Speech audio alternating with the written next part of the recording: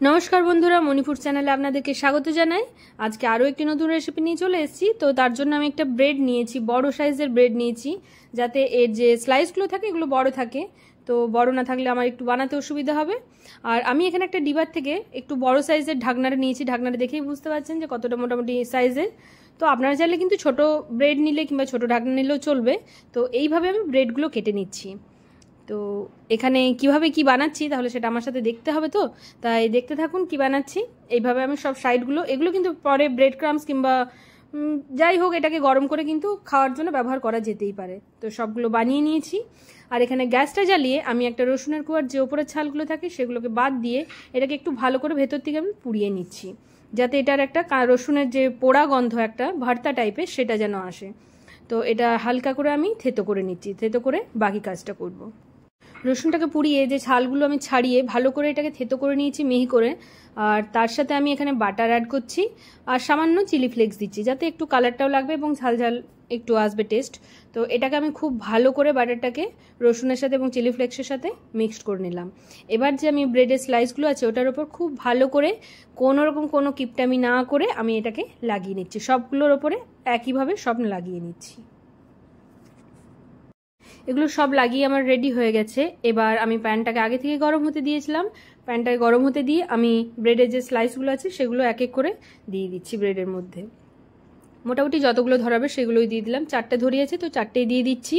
এবং এগুলো একটা পিঠ যাতে রসুনটা এবং বাটারটা ভালো করে স্প্রেড হয়ে যায় এবং ভাজা ভাজা হয়ে যায়, যেটুকু রসুনের কাঁচা গন্ধটা থাকে সেটাও যেন চলে যায়, সেই জন্য কিন্তু আমি এটাকে হালকা করে ফ্রাই করে নিলাম।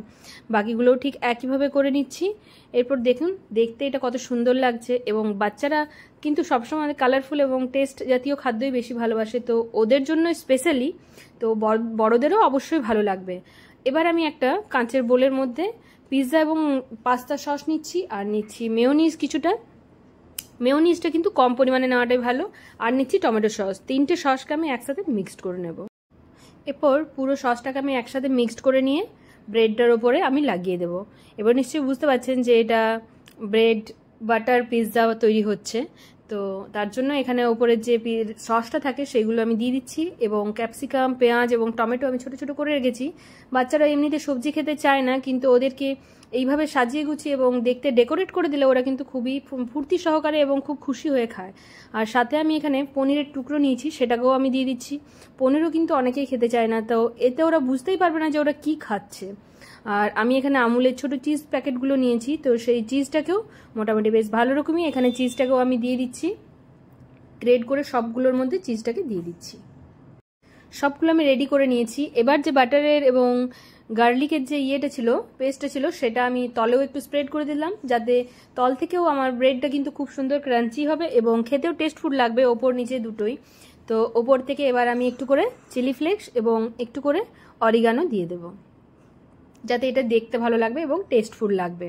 তো কারণ পিৎজাতে তো এটা দিয়েই থাকে, তো কম্পালসারি দিতেও পারেন, নাও দিতে পারেন। আমার কাছে এখানে আছে তাই আমি এখানে ব্যবহার করছি। তো ওপর থেকে একটু অরিগানো ছড়িয়ে দিচ্ছি। এবার এটাকে ঢাকা দিয়ে দেবো একদম লো ফ্লেমে।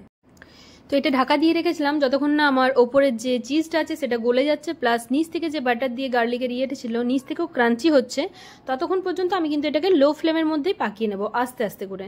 খুব একটা হড়বড় করলে ভালো হবে না। তো দেখুন দেখতে কতটা সুন্দর লাগছে এবং কত টেস্টফুল তো অবশ্যই হবে, আমি নো ডাউট বলতে পারি। অবশ্যই একবার বাড়িতে এইভাবে তৈরি করে দেখবেন। আশা করি সবার ভালো লাগবে, এবং ভালো লাগলে লাইক, শেয়ার, কমেন্ট করবেন এবং চ্যানেলটিকে সাবস্ক্রাইব করতে ভুলবেন না।